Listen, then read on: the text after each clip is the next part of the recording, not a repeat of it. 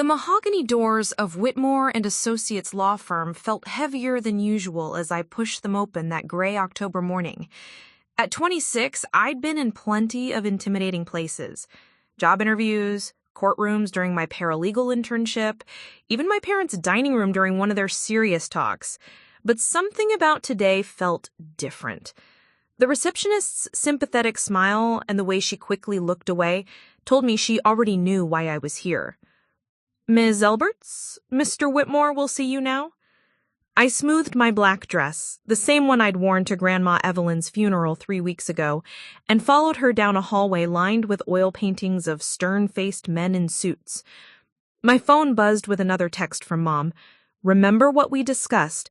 Don't sign anything without calling us first." I silenced it without responding. The lawyer's office smelled like leather and old books.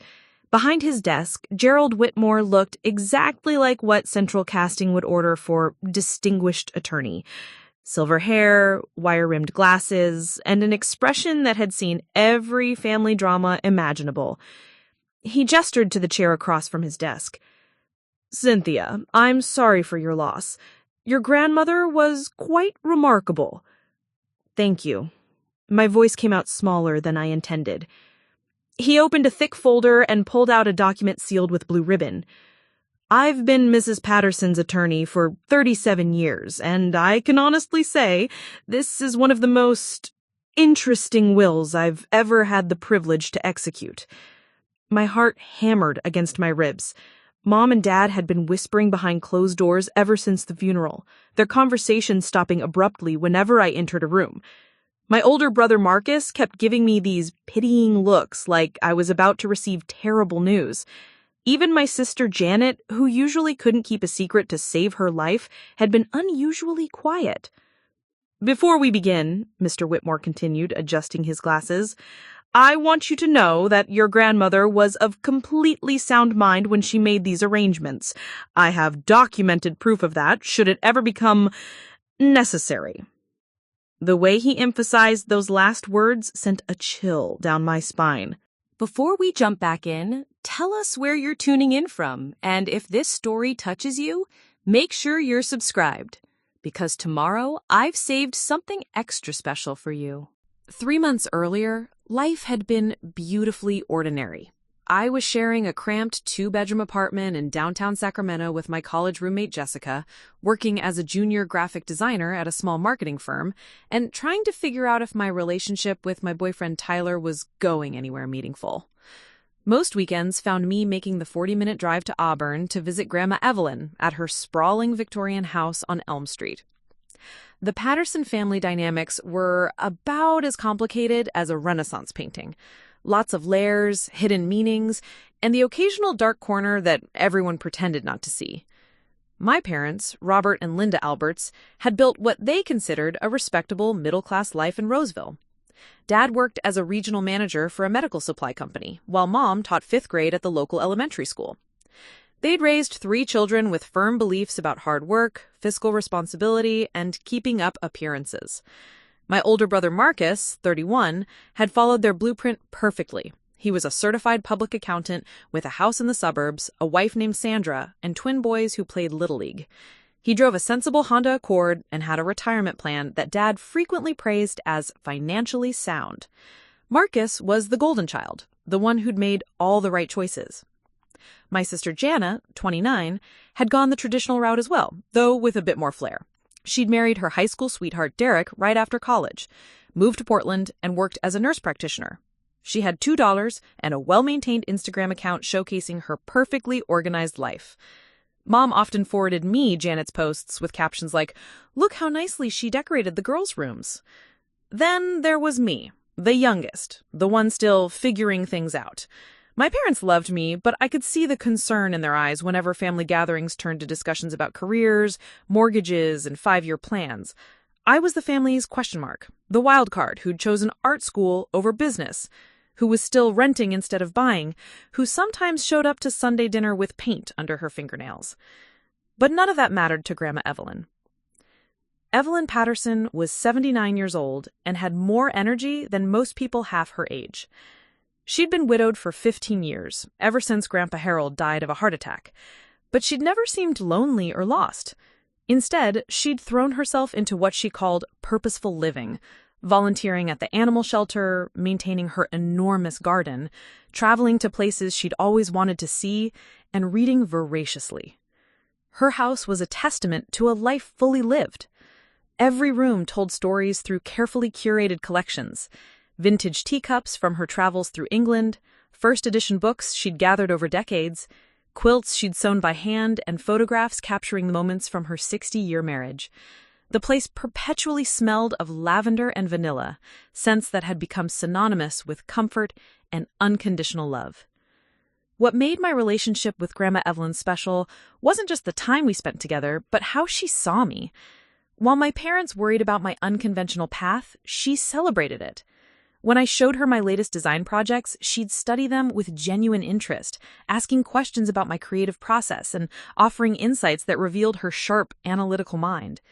She'd been the one to encourage me to freelance on the side, to build a portfolio that reflected my authentic voice rather than just commercial demands. "Cynthia," she'd say, settling into her favorite armchair with a cup of Earl Grey, "there's no single way to build a meaningful life.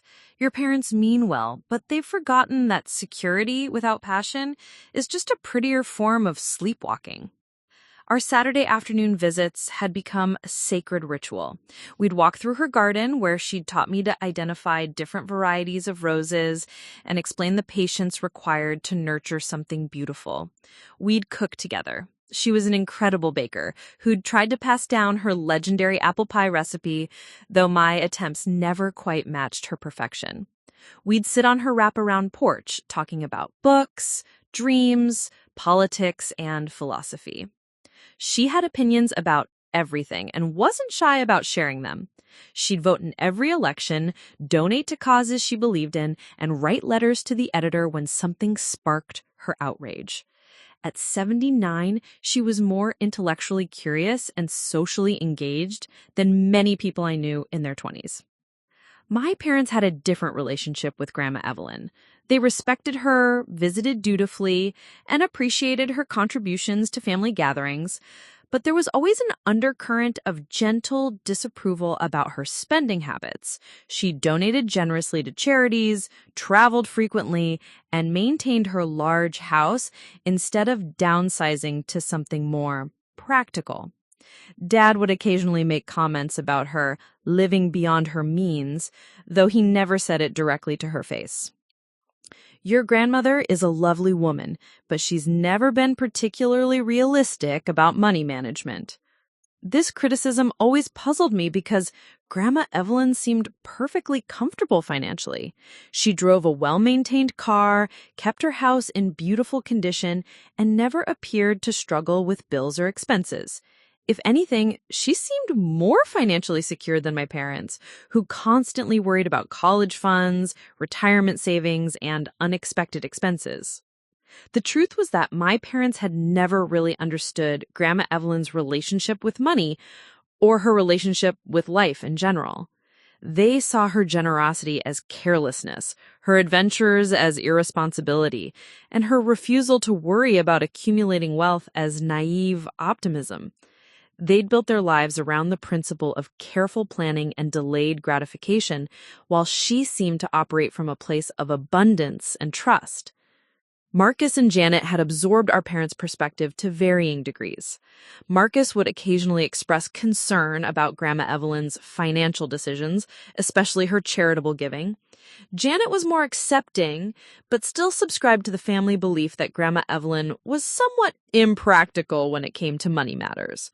I never shared their concerns because I spent the most time with her and I could see what they missed. Grandma Evelyn wasn't careless with money. She was intentional with it. Every donation, every trip, every purchase reflected her values and priorities. She'd once explained her philosophy to me: "Money is a tool, sweetheart, not a goal. The question isn't how much you can accumulate, but how much good you can do with what you have." As summer turned to fall, I noticed small changes in our routine. Grandma Evelyn seemed more reflective during our conversations, more interested in sharing stories about her past than planning future adventures. She'd started giving me small mementos, her vintage jewelry box, a set of art books, a collection of handwritten recipes. At the time, I thought she was simply decluttering or perhaps feeling sentimental as another year passed. Looking back now, I realize she was preparing for something none of us saw coming. Preparing and narrating this story took us a lot of time, so if you are enjoying it, subscribe to our channel. It means a lot to us. Now, back to the story. The phone call came on a Tuesday morning in late September, while I was in the middle of designing a logo for a local coffee shop. Jessica had already left for her job at the bank, and I was enjoying the quiet concentration that came with working from our kitchen table when my phone rang. "Cynthia?" Mom's voice sounded strange, hollow. "You need to sit down." My hand froze over my coffee mug. In 26 years, I'd never heard my mother's voice crack quite that way. Not when Grandpa Harold died, not during any of our family crises, not even when she'd called to tell me about Dad's minor heart episode 3 years ago. "What's wrong?" I managed to ask, though part of me already knew the answer would change everything. "It's your grandmother. Mrs. Chen found her this morning." Mrs. Chen was Grandma Evelyn's neighbor, a retired teacher who'd become one of her closest friends over the past decade. They had an arrangement: daily check-ins, shared morning walks, emergency contact protocols that had seemed unnecessarily cautious until this moment. "Found her where? What happened?" "In her garden. She was working on those rose bushes by the back fence. Dr. Morrison thinks it was her heart. He said it would have been very quick, very peaceful." The words hit me like physical blows. I stared at my laptop screen, where the cheerful coffee shop logo suddenly seemed to mock me with its bright colors and optimistic font choices. Grandma Evelyn was gone. The woman who'd been more vibrant and alive than anyone I knew had simply stopped existing. "Cynthia, are you there?" "I'm here." My voice sounded like it was coming from someone else. "When did it happen?" "Sometime yesterday evening, they think.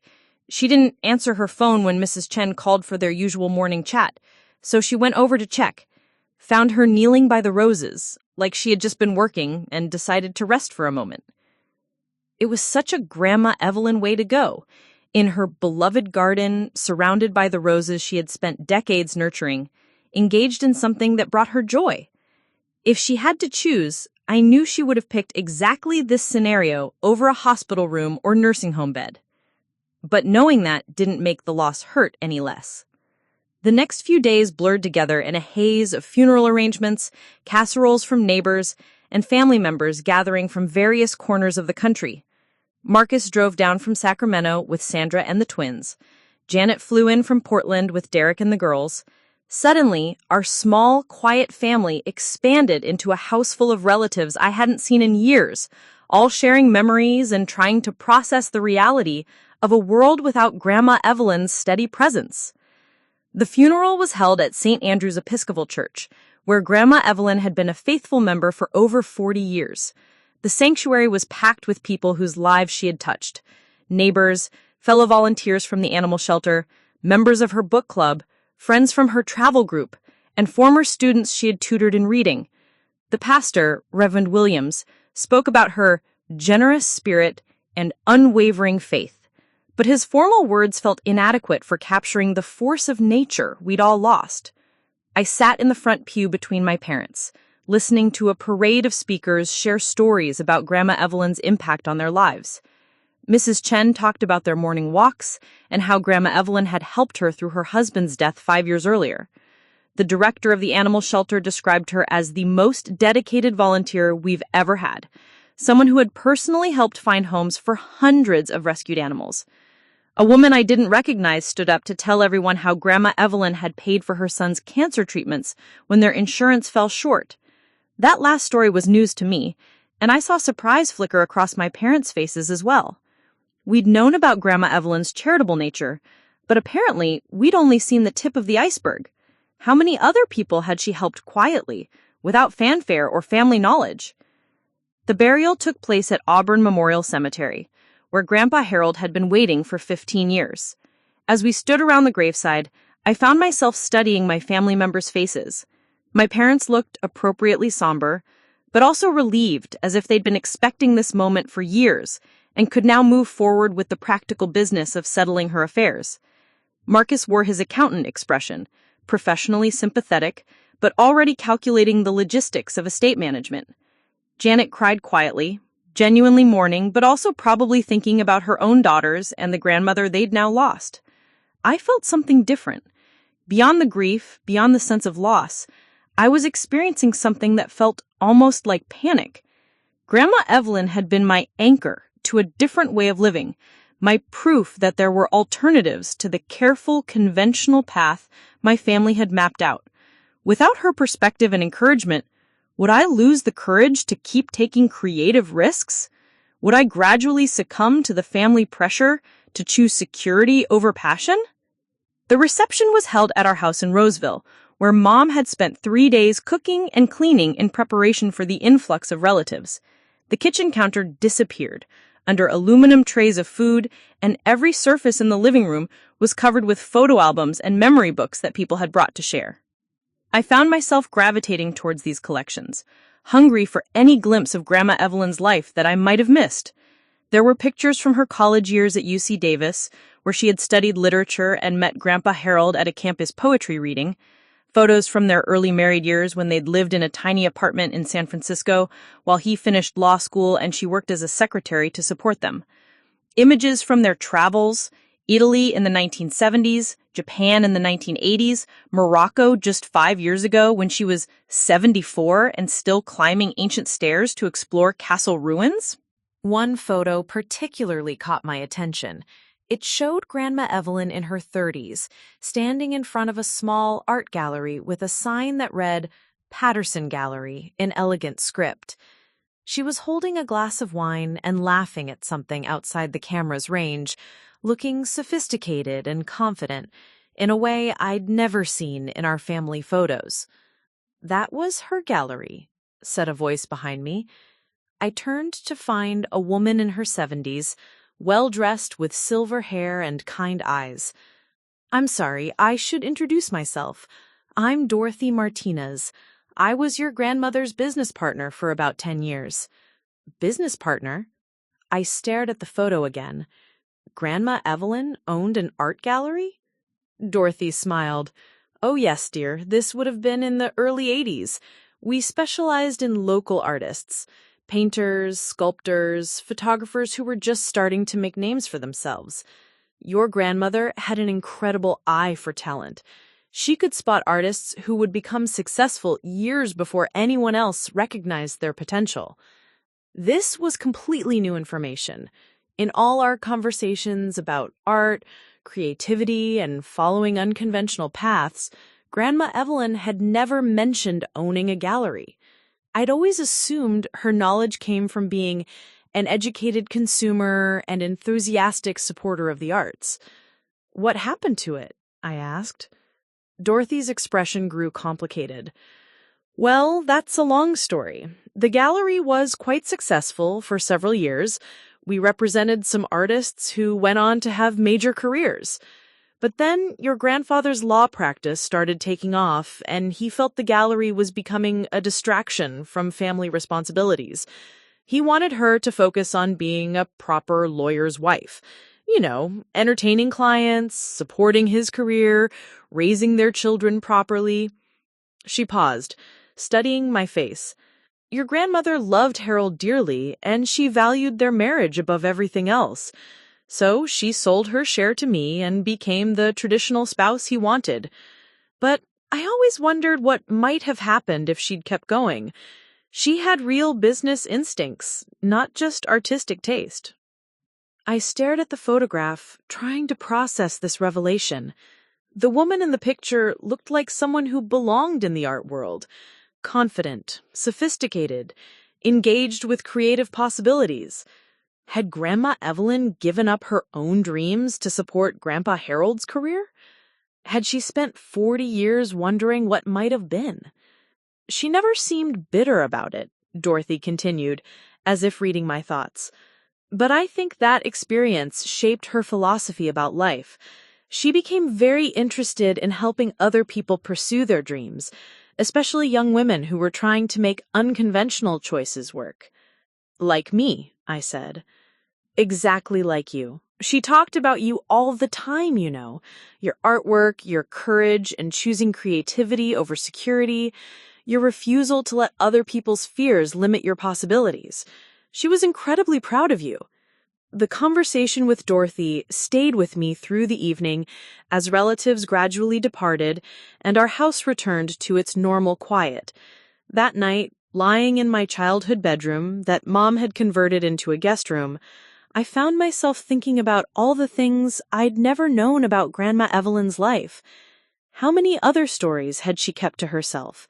How many experiences had she processed privately, rather than burdening us with her regrets or unfulfilled dreams? The next morning brought a phone call that would answer those questions in ways I never could have anticipated. Cynthia? It's Gerald Whitmore, the lawyer whose name I recognized from Grandma Evelyn's address book. I'm sorry to bother you during this difficult time, but I need to schedule a meeting regarding your grandmother's estate. Would you be available to come to my office sometime in the next few days? Of course. Should my parents be there too? There was a pause. Actually, I'd like to meet with you individually first. There are some specific matters we need to discuss before involving the broader family. Something in his tone made my stomach flutter with anxiety. Is everything okay? I mean, legally speaking? Everything is perfectly in order, he assured me. Your grandmother was very thorough in her planning, but yes, I think it would be best if we spoke privately initially. Would Thursday morning work for you? I agreed to the meeting, though I spent the next 2 days wondering what could possibly require individual discussion. Grandma Evelyn had never struck me as someone with complicated financial affairs or family secrets that needed delicate handling. In my mind, her estate would be relatively straightforward. The house would probably be sold, her belongings divided among the family, and any remaining assets distributed equally among her 3 grandchildren. How wrong I was about to discover I'd been. Thursday morning arrived gray and drizzly, matching my mood as I drove to Auburn for what I assumed would be a routine legal consultation. I had no idea I was about to learn the most shocking truth of my life, and that this revelation would tear my family apart in ways that would take years to repair. The words hung in the air like smoke after a fire, visible, choking, impossible to ignore. $1.2 million. I stared at Mr. Whitmore, convinced I'd misheard. I'm sorry, could you repeat that? He adjusted his glasses and looked down at the will again. Your grandmother's estate, after all debts and taxes, amounts to approximately $1.2 million. The house is valued at $850,000, and there are additional assets, including stocks, bonds, savings accounts, and some valuable collectibles.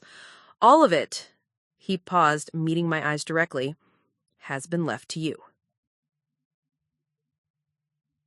The leather chair suddenly felt like it was tilting sideways. To me? Just me? Yes. Your parents and siblings are mentioned in the will. They each receive some personal items and $5,000 for what your grandmother called keepsakes and memories.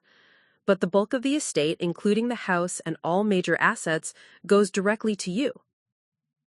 My hands were shaking. I pressed them flat against my thighs, trying to ground myself in reality. But why? I mean, I don't understand. What about Marcus and Janet? What about my parents? Mr. Whitmore reached into his desk drawer and pulled out a sealed envelope with my name written in Grandma Evelyn's distinctive handwriting. She left this for you. Perhaps it will explain her reasoning. I took the envelope with trembling fingers, but couldn't bring myself to open it yet. The magnitude of what I'd just learned was too overwhelming to process. Grandma Evelyn had been wealthy, Not just comfortable, but genuinely wealthy, and she'd left it all to me. Mr. Whitmore, are you absolutely certain this is legal? I mean, can she do this? Don't my parents have some kind of claim? His expression grew serious. Cynthia, your grandmother was of completely sound mind when she made these arrangements. I have medical documentation from her physician, Dr. Morrison, confirming her mental competency. I also have video recordings of our meetings where she explicitly explains her reasoning for these decisions. This will is ironclad. He leaned forward slightly. However, I feel obligated to warn you that contested wills can create significant family tensions. You should be prepared for the possibility that some family members might not react positively to these arrangements. The understatement of the century, I thought grimly. My parents were going to lose their minds. When do I have to tell them? That's entirely up to you. The will must be probated, which means it becomes public record, but you could delay that conversation for a few days if you need some time to process this yourself. I clutched the envelope tighter. How long did you know Grandma Evelyn? 37 years. I handled her divorce. Divorce? The word hit me like a slap. What divorce? Mr. Whitmore's face paled slightly. Oh, dear, I assumed you knew. Your grandmother was married before she met your grandfather, very briefly when she was quite young. It was annulled after less than a year. Another family secret. How many more would I discover? The marriage was with a man named William Chen, Mrs. Chen's late husband, actually. They were childhood sweethearts who married too young and realized they were better as friends. The annulment was amicable, and they remained close their entire lives. That's how your grandmother and Mrs. Chen became such good friends. My head was spinning. In the span of 20 minutes, I'd learned that my grandmother was a millionaire, had owned an art gallery, had been married twice, and had left me everything while essentially cutting the rest of the family out of her will. I need to go, I said abruptly, standing up too quickly and nearly losing my balance. Of course, take all the time you need to process this. When you're ready, we can discuss the next steps for probating the will and transferring the assets. I drove home in a daze, the sealed envelope sitting on my passenger seat like a time bomb. Every few minutes, I'd glance over at it, then force my attention back to the road. By the time I reached my apartment, I'd convinced myself that I'd hallucinated the entire meeting. But the envelope was real. The lawyer's card was real. The copy of the will he'd given me was real. Jessica was at work, so I had the apartment to myself. I made a cup of tea with shaking hands, sat at our kitchen table, and finally opened Grandma Evelyn's letter. My dearest Cynthia, if you're reading this, then I'm gone, and Gerald has told you about my little surprise. I imagine you're feeling confused, overwhelmed, and probably guilty about the inheritance. Let me address those feelings right away. First, you deserve every penny of this money. Not because you're my favorite grandchild, though between you and me you are, but because you're the only one who truly understood what I was trying to teach about living authentically. Your parents are good people who love you deeply, but they've spent their lives afraid of financial insecurity. That fear has made them cautious to the point of paralysis. They've taught Marcus and Janet to value safety over dreams, accumulation over experience, approval over authenticity. You're different. You chose art school knowing it would worry them. You're pursuing creative work despite their concerns about stability. You visit me not out of obligation, but because you genuinely enjoy our conversations. You see me as a whole person, not just as an elderly grandmother who needs managing. The truth is, I've been wealthy for many years. Harold left me very well provided for, but I also made some smart investments over the decades. Remember Dorothy's gallery? I never stopped collecting art, and some of those pieces have become quite valuable. I also invested in several small businesses started by young women, a pattern that turned out to be quite profitable. I never told your parents about the extent of my assets because I knew it would change how they treated me. They would start worrying about my spending, offering unsolicited financial advice, or worse, expecting me to fund their various needs and wants. I'm leaving you this inheritance because I trust you to use it wisely, but not cautiously. I want you to take risks, pursue dreams, help other people follow unconventional paths. I want you to prove that money can be a tool for creating meaning, not just security. Your parents will be upset. They'll probably say terrible things about my mental state, question the validity of the will, and try to pressure you into sharing the inheritance fairly. Stay strong. This is what I wanted, and I was completely sound in mind when I made these decisions. Use some of the money to travel, see the places I showed you in my photo albums. Use some to fund your art career without having to compromise your vision for commercial viability. Use some to help other young artists who need support. But most importantly, use it to prove that unconventional choices can lead to extraordinary lives. I love you more than words can express. Make me proud. All my love, Grandma Evelyn. P.S. The art collection is probably worth more than Gerald realizes. Have it appraised by someone who specializes in contemporary works. I read the letter 3 times, tears streaming down my face with each pass. By the 3rd reading, my sadness had transformed into something else, a fierce determination mixed with terror.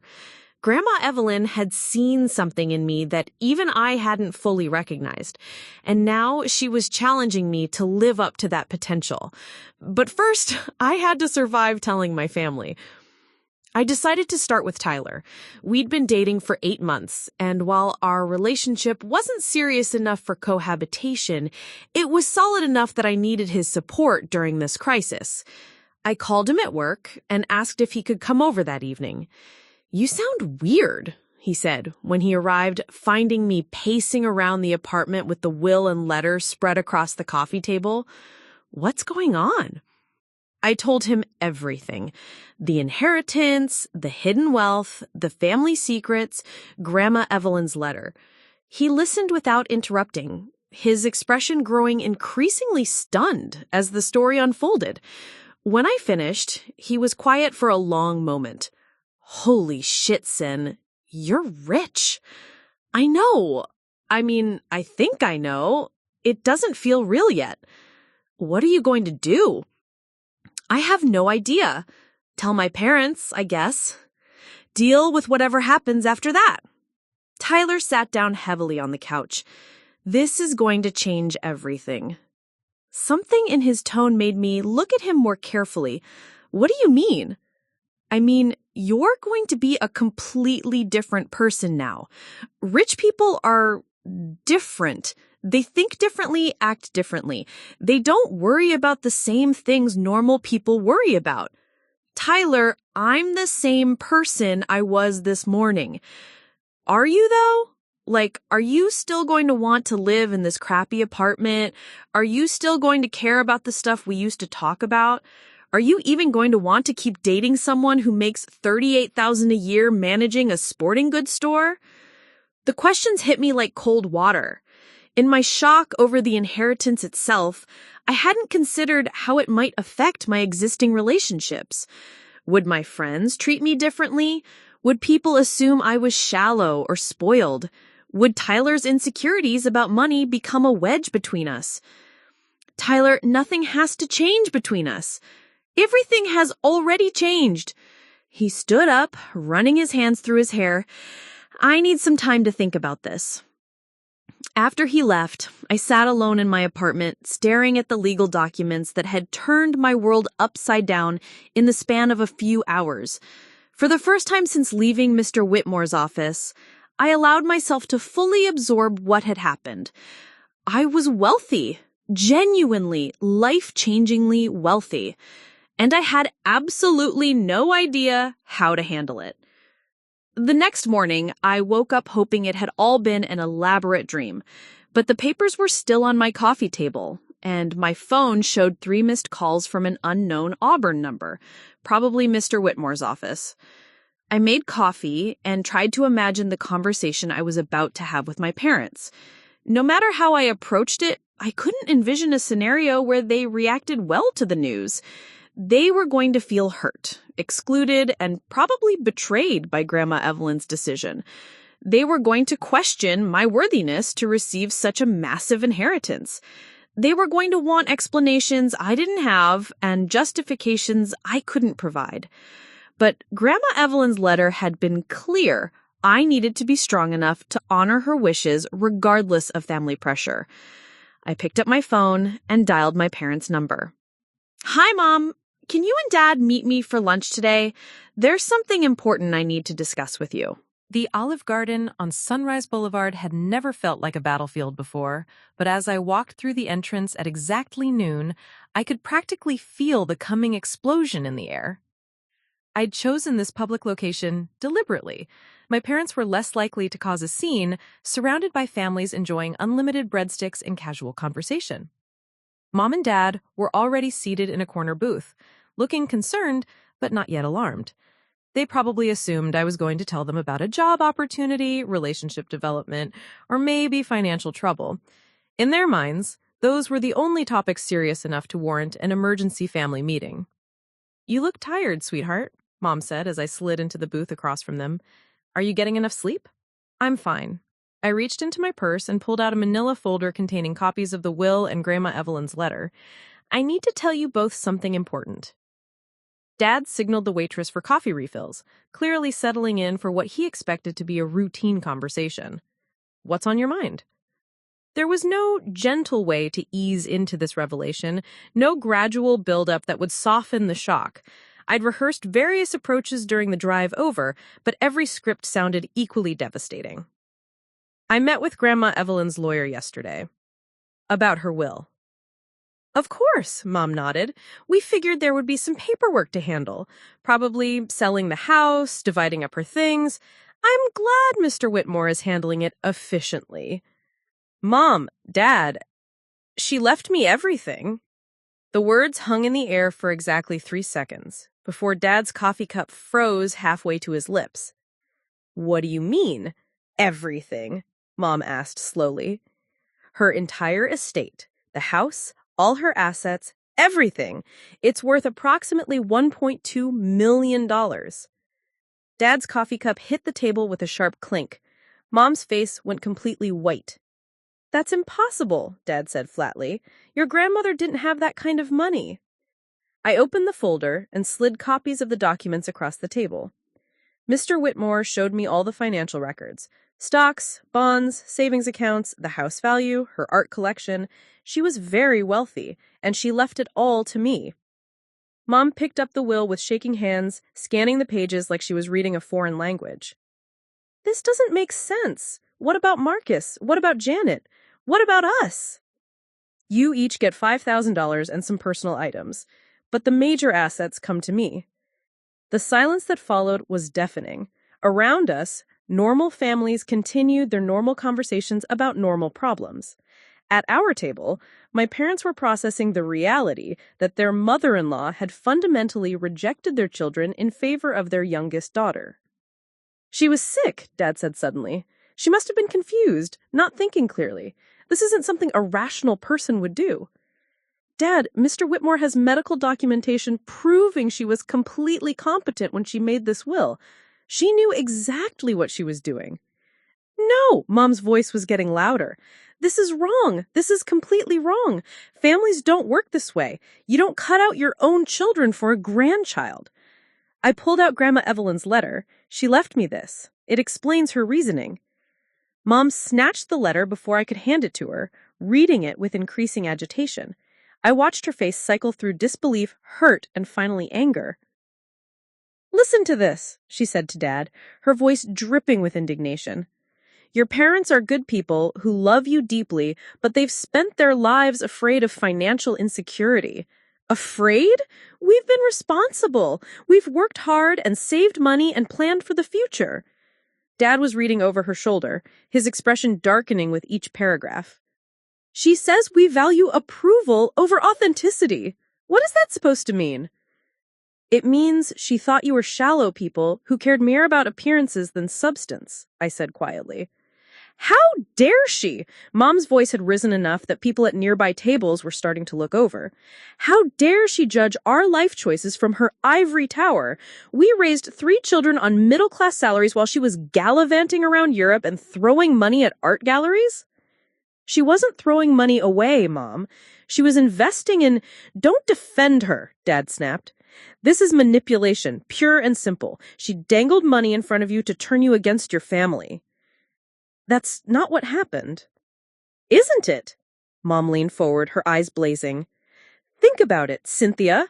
All those weekend visits, all those private conversations, all that special attention. She was grooming you. She was deliberately creating a wedge between you and us so she could control you even after her death. The accusation hit me like a physical blow. That's not true. She loved me. She supported my dreams when you were telling me to be more practical. We were trying to protect you, Dad got louder. We were trying to save you from the disappointment that comes from unrealistic expectations. We were being good parents. By discouraging everything that made me happy? By encouraging you to make smart choices? By trying to teach you that life isn't a fairy tale where you can just follow your passion and everything works out perfectly? The conversation was spiraling out of control. Other diners were openly staring now, and our waitress was hovering uncertainly near the kitchen, clearly unsure whether to intervene. I think we should continue this conversation at home. No! Dad pulled out his phone. I'm calling Marcus and Janet. They need to know about this immediately. Dad, please! This family is going to discuss the situation together right now. No more secrets, no more manipulation, no more games. Within an hour, my entire family had assembled in my parents' living room. Marcus had left work early, driving down from Sacramento with a grim expression and a briefcase full of legal documents he'd apparently researched during the drive. Janet had arranged emergency childcare and caught the first available flight from Portland. Derek stayed home with the kids, but Janet was on the phone with him every few minutes, relaying updates. The atmosphere in the room was unlike anything I'd experienced in my family before.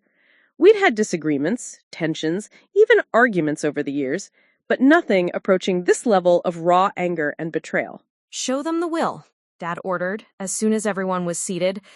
I distributed copies of the documents, watching my siblings' faces as they processed the same information that had destroyed my parents' composure earlier. Marcus immediately shifted into analytical mode, pulling out reading glasses and examining every line of legal text. Janet's reaction was more emotional. She started crying before she'd finished the first page.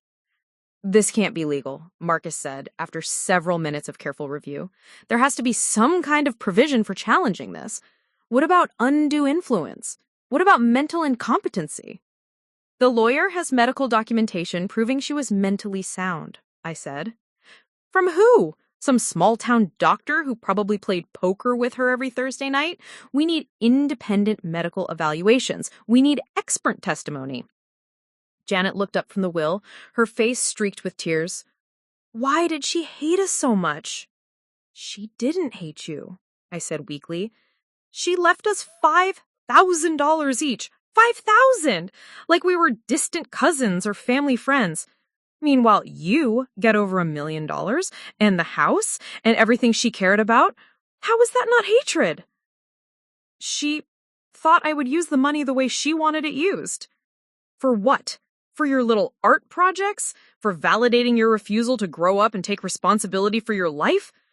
For following my dreams instead of being paralyzed by fear? Dreams don't pay rent, Mom shouted. Dreams don't provide health insurance. Dreams don't put food on the table or save for retirement or take care of families. Maybe that's exactly why she left the money to me, I shot back. Because you think money is only for survival instead of for living. The room erupted. Everyone started talking at once, voices overlapping in a cacophony of accusations, justifications, and emotional outbursts. Marcus was demanding legal action. Janet was sobbing about her daughters losing their inheritance. Mom was cataloging every sacrifice she'd made for the family. Dad was questioning my loyalty and gratitude. In the middle of the chaos, my phone rang. Tyler's name appeared on the screen. I need to take this, I said, stepping out onto the back patio. Hey, Tyler's voice sounded strained. How did it go with your parents? about as badly as possible. They want to contest the will. My siblings are furious. Everyone thinks Grandmother Evelyn was either mentally incompetent or deliberately trying to destroy the family. Maybe they have a point. I felt like he'd slapped me through the phone. What? I mean, think about it objectively. What kind of person leaves a fortune to one grandchild and basically nothing to everyone else? That's not normal, Sin. That's not how healthy families operate. So you think I should give it all back? I think you should consider whether accepting this money is worth destroying your relationships with everyone you love. Through the patio door, I could see my family still arguing in the living room. Marcus was on his phone, probably calling lawyers. Mom was pacing back and forth, gesturing angrily. Janet was curled up in Dad's chair, still crying. Dad was standing at the window with his back to everyone, his shoulders rigid with tension. Tyler, she left me this inheritance for a reason. She wanted me to have opportunities she never had. Or she wanted to control you from beyond the grave. Look, I've been thinking about this all night. Rich people, they think differently about money and relationships. They use wealth to manipulate people, to get what they want. Maybe your grandmother was doing the same thing. She loved me. I'm sure she did, but love and manipulation aren't mutually exclusive. When I hung up, I stood on the patio for several minutes, listening to my family argue about my future through the glass door. For the first time since leaving Mr. Whitmore's office, I allowed myself to consider the possibility that everyone else was right. Maybe Grandmother Evelyn had been manipulative. Maybe this inheritance was less about supporting my dreams and more about punishing my parents for choices she disapproved of. Maybe accepting the money would make me complicit in a cruel final act of family destruction. But then I remembered her letter, her voice in my head saying that I was different, that I understood something my family had missed about living authentically. She had trusted me with this responsibility, and she had been sound of mind when she made that choice. I took a deep breath, opened the patio door, and walked back into the war zone that used to be my family's living room. "I'm keeping the inheritance," I announced. The room fell silent. "I'm going to honor Grandmother Evelyn's wishes, and I'm going to use this money the way she intended. If you want to contest the will, that's your choice, but I'm not giving it back just to preserve family harmony." And with that declaration, I committed to a path that would change everything about my life and theirs. The silence that followed my declaration lasted exactly 7 seconds. I counted them, watching my family's faces cycle through shock, disbelief, and, finally, a kind of cold fury I'd never seen before. Marcus was the first to speak. "Fine. If that's your decision, then we'll see you in court." He began gathering his papers with mechanical precision, his accountant's mind already calculating legal strategies and financial projections. "I'll have my attorney file a formal challenge by the end of the week. We'll claim undue influence, diminished capacity, and fraudulent manipulation. We'll subpoena every medical record, every bank statement, every communication between you and Grandma Evelyn for the past 5 years." "Marcus," I started. "No." He stood up, straightening his tie like he was preparing for a business meeting. "You've made your choice. Now we'll make ours. Sandra, we're leaving." Janet looked up from Dad's chair, her eyes red and swollen. "I can't believe you're doing this to us, to your own family."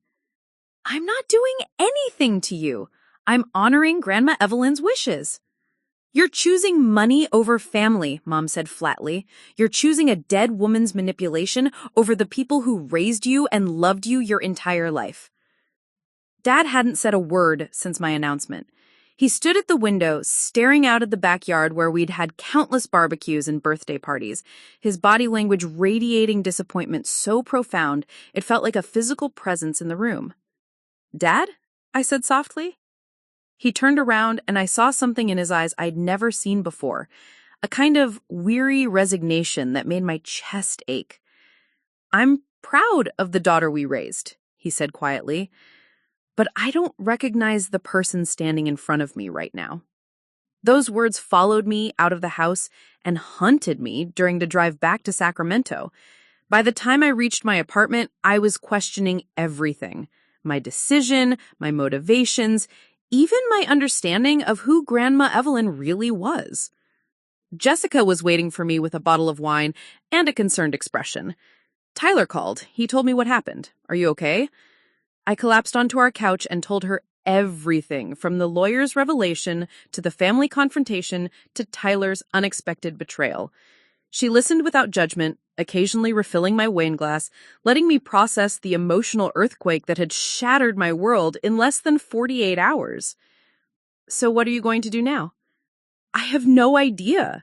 I've never had money before, let alone this kind of money. I don't know how to be rich. I don't know how to manage investments or handle legal challenges or deal with family members who suddenly hate me. Maybe you should get professional help, like hire a financial advisor or something.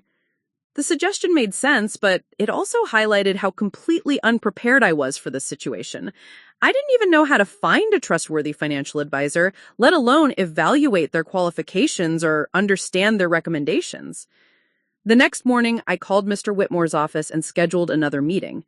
If I was going to honor Grandma Evelyn's wishes, I needed to understand exactly what I was dealing with, not just financially, but practically. I'm glad you came back, Mr. Whitmore said when I arrived at his office. I was concerned about how your family might react to the inheritance. They're going to contest the will. My brother says they'll claim undue influence and diminished capacity. He nodded gravely. I expected as much.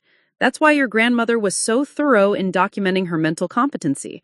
We have video recordings of our meetings, medical evaluations from multiple physicians, and detailed written explanations of her reasoning. Any legal challenge will fail, but it will be expensive and emotionally draining. How expensive? For them? Probably $50,000 to $100,000 in legal fees before they realize they have no case. For you? Minimal. The estate will cover your legal defense, and we have overwhelming evidence of the will's validity. That information was both reassuring and terrifying.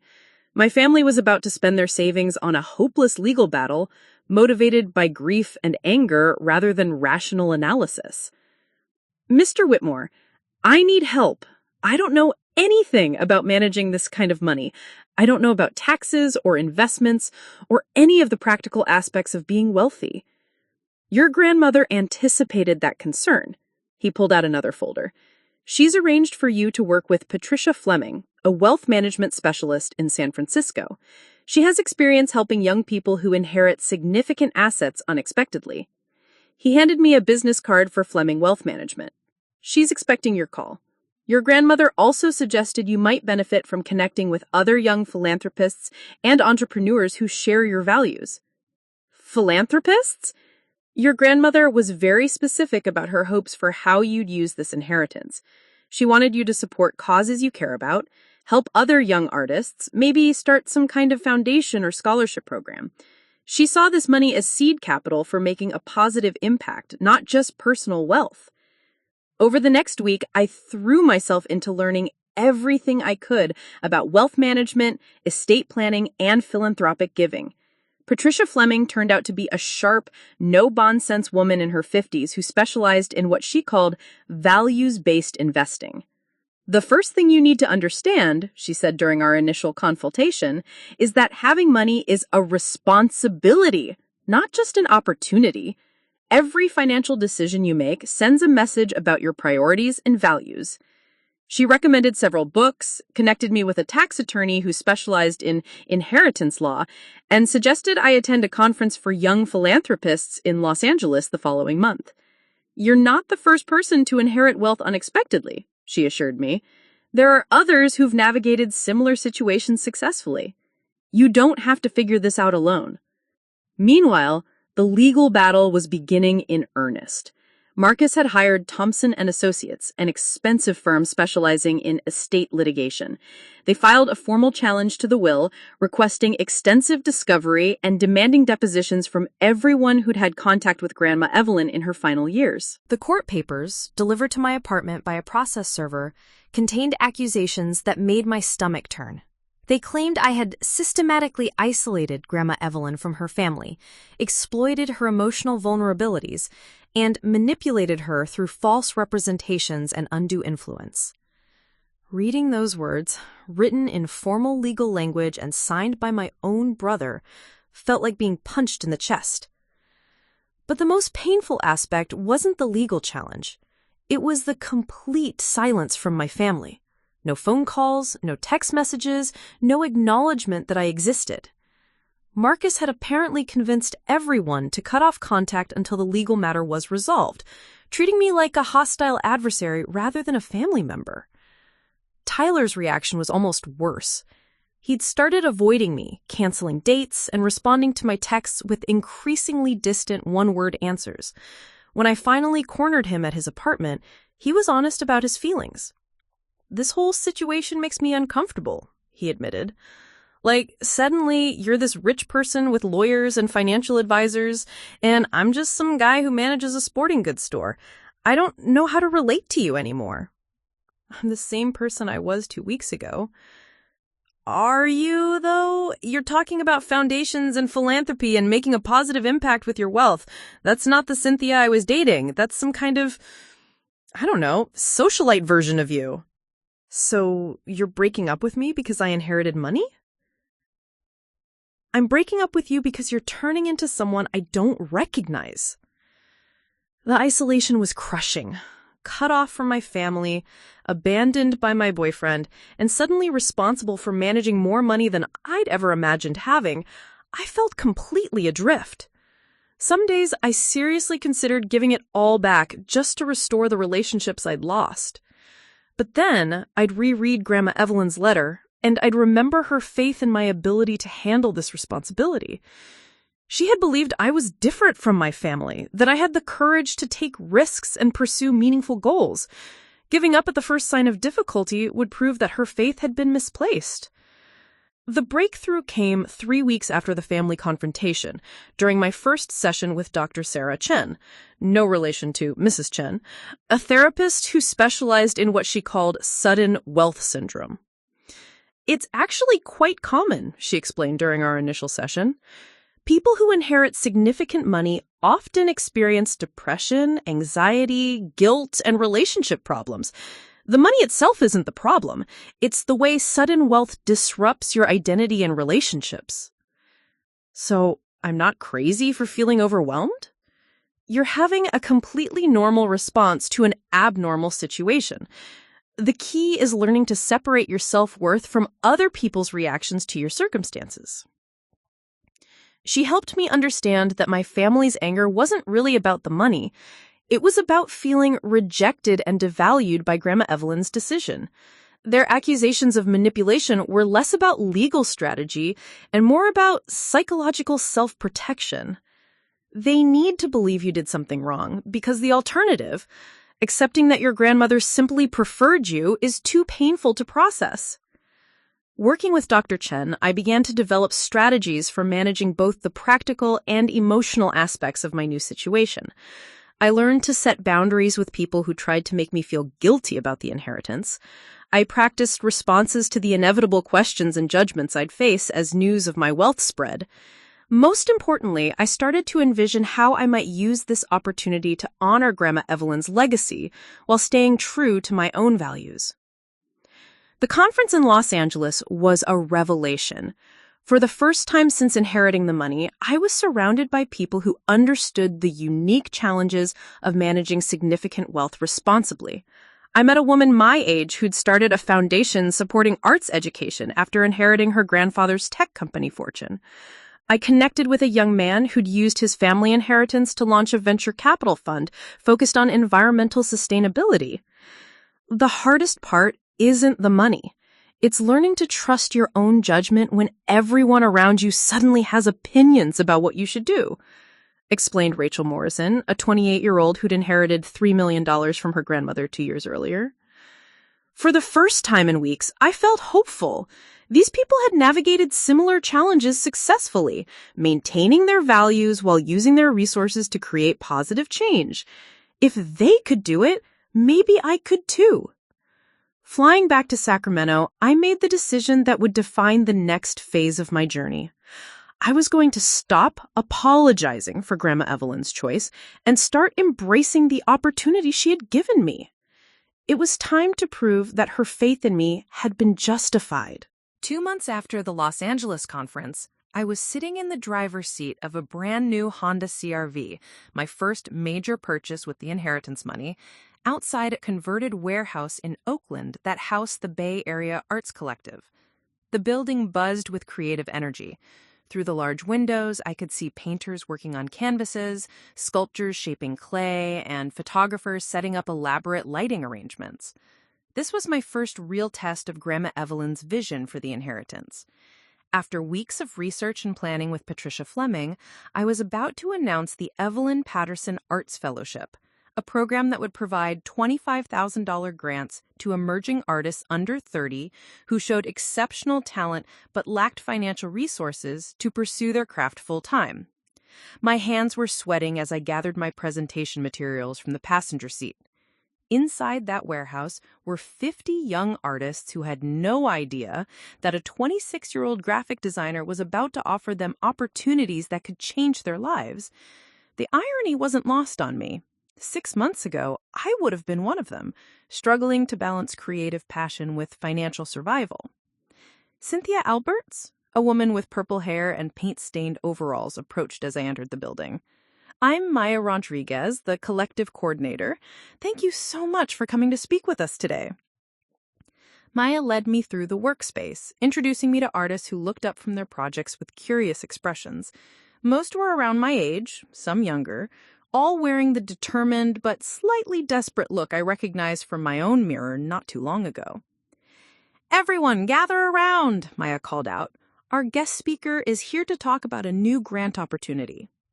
As the artists assembled in the central area, sitting on folding chairs and paint-splattered stools, I felt a wave of nervousness that had nothing to do with public speaking. These were my peers, people who understood the struggle of choosing art over financial security.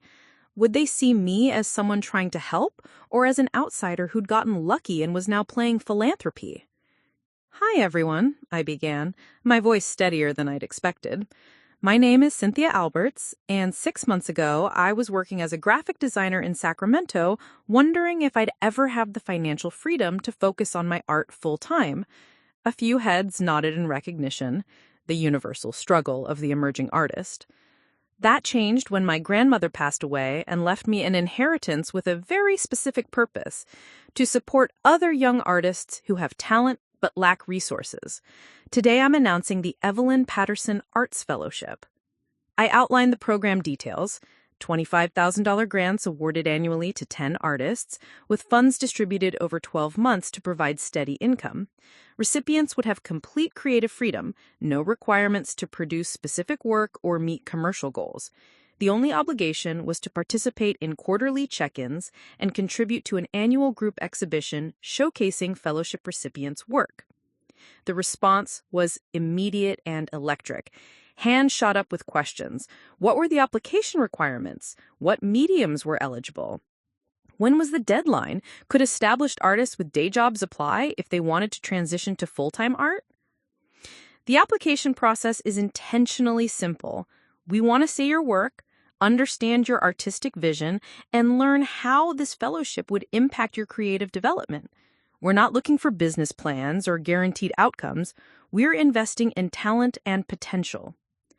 After my presentation, I spent 2 hours talking with individual artists about their work and dreams. I met Carlos, a muralist who was working 3 part-time jobs to afford paint and wall space. There was Jasmine, a photographer documenting immigrant communities who couldn't afford professional equipment, and David, a sculptor who was considering abandoning his art to take a full-time office job because he couldn't make rent anymore. Each conversation reinforced my conviction that Grandma Evelyn had been right about the power of strategic generosity. These weren't people asking for handouts. These were talented individuals who needed just enough financial breathing room to pursue their calling without starving. The drive back to Sacramento gave me time to process what felt like my first real success as a philanthropist. But that euphoria was short-lived. Waiting in my apartment mailbox was a thick envelope from Thompson & Associates, Marcus's law firm. Inside were deposition notices for 12 people, including Mrs. Chen, Dorothy Martinez from the gallery, Dr. Morrison, and even Maya Rodriguez from the Arts Collective. Apparently, Marcus's attorneys had been busy investigating every aspect of my relationship with Grandma Evelyn, trying to build a case for undue influence. The most disturbing document was a psychological evaluation report they'd commissioned from Dr. William Sterling, a forensic psychiatrist who specialized in capacity assessments. Based solely on Grandma Evelyn's medical records and witness interviews, Dr. Sterling had concluded that she showed signs of cognitive decline and emotional instability that would have made her susceptible to manipulation by individuals seeking financial gain. I called Mr. Whitmore immediately. "Don't panic," he said after I read him excerpts from the report. "Dr. Sterling has never actually examined your grandmother, and his conclusions directly contradict 3 independent medical evaluations we have on file. This is a desperate move by your family's attorneys." "But what if people believe it? What if the judge thinks there's enough doubt to overturn the will?" "Cynthia, I've been practicing estate law for 40 years. I know the difference between a legitimate challenge and a fishing expedition. Your family's case is built on emotion, not evidence." Despite his reassurances, the psychological warfare was taking its toll. The people I was trying to help through my foundation were now being dragged into depositions, forced to relive their interactions with Grandma Evelyn under hostile questioning. Mrs. Chen called me in tears after her session, describing how the attorneys had implied she was either lying about Grandma Evelyn's mental state or too naive to recognize signs of dementia. Even worse was the media attention. Somehow, a local newspaper had gotten wind of the legal battle, running a story with the headline, "Family Fights $1,000,000 Will, Granddaughter Accused of Elder Manipulation." The article painted me as a calculating opportunist who had isolated a vulnerable elderly woman from her family.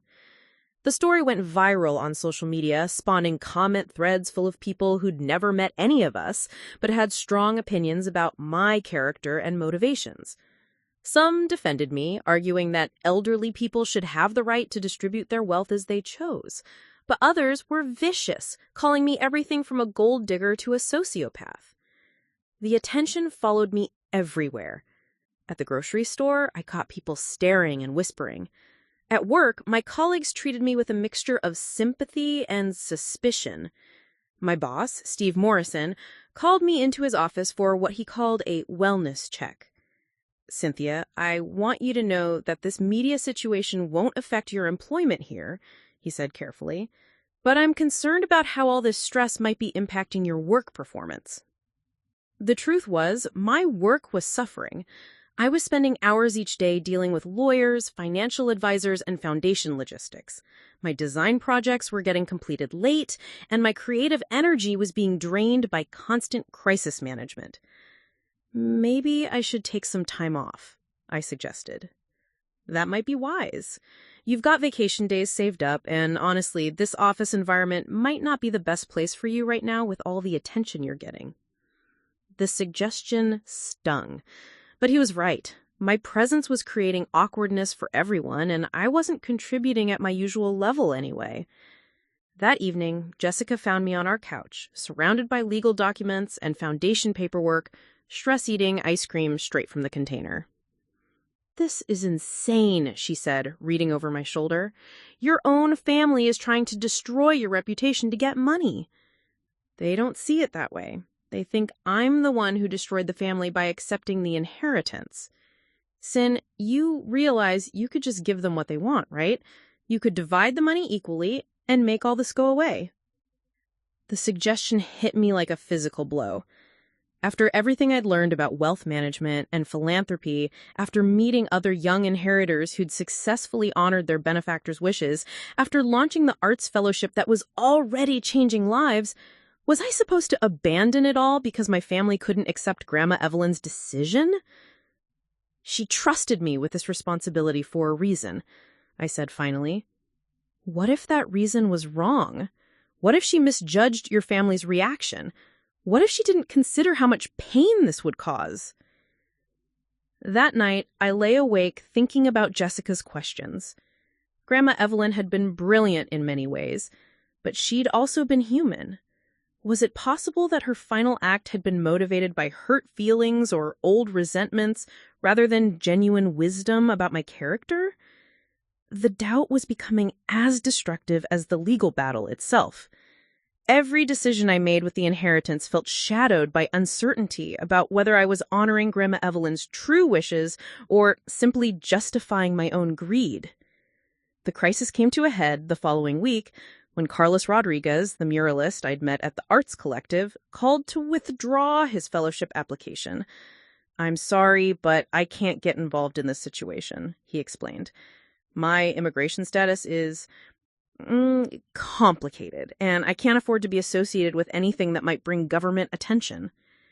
He was the fifth fellowship applicant to withdraw in 3 days. The media coverage and legal controversy were scaring away the very people I was trying to help. For the first time since accepting the inheritance, I seriously considered giving up. Maybe Marcus and my parents were right. Maybe I was being selfish and naive. Maybe the responsible thing was to admit that Grandma Evelyn's plan had been a mistake and try to salvage what remained of my family relationships. But then I remembered something Dr. Chen had told me during one of our sessions. The people who attack you for having wealth often reveal more about their relationship with money than yours. My family's reaction wasn't really about the inheritance. It was about their own fears, insecurities, and assumptions about what money meant and how it should be used. Giving in to their pressure wouldn't heal our relationships. It would just teach them that emotional manipulation was an effective strategy for getting what they wanted. I picked up my phone and called Patricia Fleming. "I need to do something bigger," I told her. "Something public that shows this inheritance is about helping people, not personal gain." "What did you have in mind?" "I want to establish the Evelyn Patterson Foundation officially, with a board of directors and transparent financials. I want to prove that this money is being used exactly the way my grandmother intended." It was time to stop defending myself and start demonstrating the positive impact that strategic generosity could create. Grandma Evelyn had given me this opportunity not just to be wealthy, but to be useful. Now I had to prove I was worthy of that trust. The courtroom felt like a cathedral of judgment as I walked down the center aisle toward the plaintiff's table. 6 months of legal warfare had led to this moment. A final hearing where Judge Patricia Hoffman would decide whether Grandma Evelyn's will would stand or be overturned due to claims of undue influence and diminished capacity. Marcus sat across the aisle with his legal team, his face a mask of professional determination. Mom and Dad flanked him, both looking older and more worn than I remembered. Janet had flown in from Portland, her eyes red-rimmed from what I assumed were sleepless nights worrying about her daughter's college funds. None of them looked at me as I took my seat next to Mr. Whitmore. "Are you ready for this?" he whispered. I nodded, though my hands were shaking. The past month had been a whirlwind of preparation, depositions, and media attention that had transformed a private family dispute into a public spectacle about wealth, family loyalty, and the rights of elderly people to distribute their assets as they chose. The breakthrough had come 3 weeks earlier when Dorothy Martinez, Grandma Evelyn's former gallery partner, had provided Mr. Whitmore with a box of documents that changed everything. "I found these while cleaning out my storage unit," she explained, setting the box on his desk. "Evelyn asked me to keep them safe years ago, said they might be important someday." Inside were financial records dating back 30 years, showing a pattern of strategic investments and business decisions that revealed the true source of Grandma Evelyn's wealth. She hadn't just inherited money from Grandpa Harold or gotten lucky with a few art purchases. She had been a savvy businesswoman who had quietly built a fortune through careful planning and entrepreneurial ventures.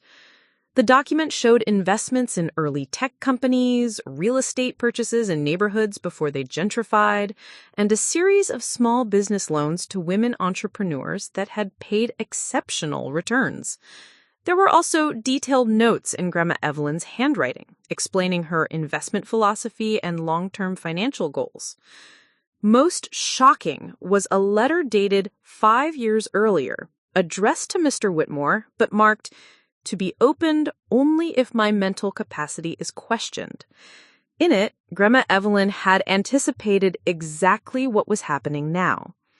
"Dear Gerald, if you're reading this, it means my family is challenging my will by claiming I wasn't mentally competent when I made my final arrangements.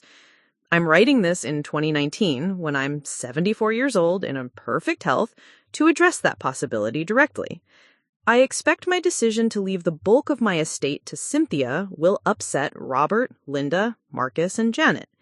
They will struggle to understand why I didn't distribute my assets equally among all family members. They may convince themselves that I was confused, manipulated, or suffering from dementia. The truth is simpler and more painful. I chose Cynthia because she's the only family member who shares my values about money and life. The others see wealth as something to be accumulated and protected. Cynthia sees it as a tool for creating opportunities and helping others. I've watched Robert and Linda spend their entire marriage worried about financial security, teaching their children to make decisions based on fear rather than possibility. Marcus has become a cautious man who measures success only in terms of net worth and retirement savings. Janet is kind-hearted but has absorbed her parents' anxiety about money. Cynthia is different. She chose art school despite family pressure. She's pursuing creative work despite financial uncertainty. She visits me not out of obligation, but because she enjoys our conversations. When I talk about my travels, my charitable giving, or my business ventures, she doesn't lecture me about being more practical. She asks questions because she's genuinely interested in different ways of living. I'm leaving her my fortune because I trust her to use it wisely, generously, and courageously. I believe she'll prove that money can be a force for good when it's in the hands of someone who isn't afraid to take meaningful risks. If my family is reading this in a courtroom, I hope they'll eventually understand that my decision wasn't about favoritism or manipulation. It was about recognizing Cynthia's unique potential and giving her the resources to fulfill it. I was mentally sharp when I wrote my will, just as I'm mentally sharp now as I write this letter. Any claims to the contrary are based on grief and disappointment, not medical reality. With love and complete mental clarity, Evelyn Patterson. Judge Hoffman read the letter aloud in court, her voice carrying clearly through the silent courtroom. I watched my parents' faces as they heard Grandma Evelyn's words, seeing hurt, anger, and finally a kind of reluctant recognition cross their features. Marcus's attorney tried to argue that the letter proved manipulation rather than mental competency, claiming that Grandma Evelyn had been coached to write it. But Dr. Morrison, Grandma Evelyn's longtime physician, testified that he had recommended the letter as a precautionary measure after she'd expressed concerns about family reactions to her estate plans. Mrs. Patterson was one of the most mentally acute patients I've ever treated, he said from the witness stand. She underwent comprehensive cognitive testing just months before her death, scoring in the 95th percentile for her age group. She was fully capable of making complex financial decisions. The most powerful testimony came from Mrs. Chen, who spoke about her daily interactions with Grandma Evelyn during her final year. "She was sharp as a tack until the day she died," she said firmly. "We discussed politics, books, current events, family matters. She knew exactly what she was doing with her money, and she talked often about wanting to help Cynthia pursue her dreams." But the moment that changed everything was when Marcus himself took the stand. Under cross-examination by Mr. Whitmore, my brother was forced to admit that he hadn't spent significant time with Grandma Evelyn in over 2 years. He couldn't recall the last book she'd recommended to him, didn't know about her volunteer work at the animal shelter, and was unaware of her recent travels to Morocco and Ireland. "Mr. Alberts," Mr. Whitmore said gently, "when was the last time you had a conversation with your grandmother about something other than practical matters or family obligations?" Marcus was quiet for a long moment. "I don't remember." "Did you know she owned valuable artwork?" "No." "Did you know she had made successful investments in technology companies?" "No." "Did you know she had been corresponding with several universities about establishing scholarship programs?" "No." With each question, it became clearer that Marcus, like my parents, had seen Grandma Evelyn as a sweet but somewhat impractical elderly woman rather than the sharp, engaged, financially sophisticated person she actually was. The final witness was completely unexpected. Rachel Morrison, the young woman I'd met at the philanthropist conference in Los Angeles, had flown to Sacramento to testify on my behalf. "I've known Cynthia for several months through our work in the philanthropic community," she said. "She's established the Evelyn Patterson Arts Fellowship, which has already provided grants to 15 emerging artists. She's conducted herself with integrity, transparency, and genuine commitment to helping others." Rachel described the foundation's work, the rigorous application process for grants, and the positive impact already being created in communities throughout California. "This isn't someone who inherited money and went shopping," she said. "This is someone who inherited responsibility and rose to meet it." Judge Hoffman deliberated for less than an hour before returning with her decision. "After reviewing all testimony and evidence," she announced, "I find no credible basis for claims of undue influence or diminished capacity. Mrs. Evelyn Patterson was clearly competent when she executed her will, and her decision to distribute her assets as she chose was within her legal rights." She paused, looking directly at my family. "While I understand the emotional pain this situation has caused, the law is clear. Competent adults have the absolute right to dispose of their property as they see fit, regardless of whether family members agree with those decisions." The will was upheld. Grandma Evelyn's wishes would be honored. As people filed out of the courtroom, I found myself face to face with my parents for the first time in months. Dad looked exhausted, his lawyer's mind probably calculating the cost of their failed legal challenge. Mom's eyes were red with tears. "I hope you're happy," she said quietly. "I'm not happy about any of this. I never wanted our family to be torn apart." "Then why didn't you just share the money?" For months, I'd struggled to answer that question. But standing in that courtroom, having heard Grandma Evelyn's letter read aloud, I finally understood. Because it wasn't about the money, Mom. It was about proving that her faith in me was justified. She believed I could use this inheritance to make a difference, and she was right. Dad stepped forward, his expression softer than I'd seen in months. "Your grandmother's letter, some of the things she said about us, they weren't entirely wrong." It was the closest thing to an apology I was likely to get. Marcus approached last, his professional composure finally cracking.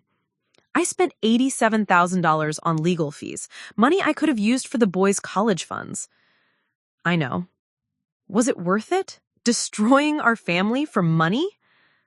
I thought about Carlos, the muralist who was now able to focus full-time on his art thanks to the fellowship grant. I thought about Jasmine, whose photography project documenting immigrant stories was being exhibited in galleries across the Bay Area. I thought about the scholarship program I was launching next year for first-generation college students studying fine arts. Ask me in 5 years, when you see what this money has accomplished.